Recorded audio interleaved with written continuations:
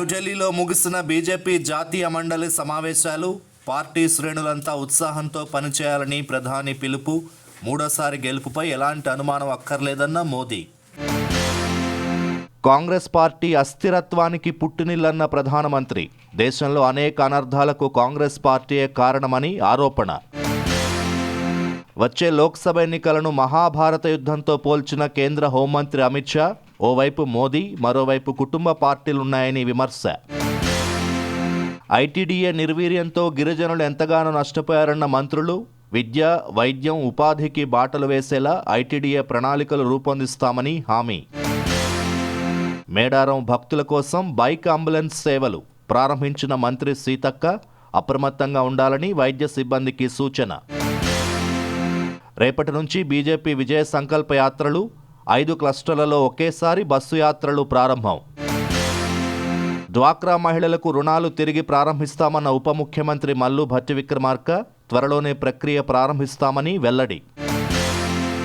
BJP జాతీయ అధ్యక్షుడు JP Nadda పదవీకాలం పొడిగింపు. ఈ ఏడాది జూన్ వరకు పొడిగిస్తున్నట్లు జాతీయ కార్యవర్గ సమావేశాల్లో నిర్ణయం.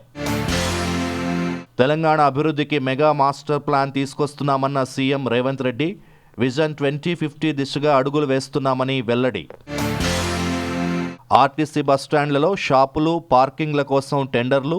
వచ్చే నెల 15 వరకు దరఖాస్తు చేసుకోవచ్చన్న సంస్థ ఎండీ సజ్జనార్. నిజామాబాద్లోనే పసుపు బోర్డు ఏర్పాటు చేయాలని కేంద్రానికి వ్యవసాయ మంత్రి లేఖ.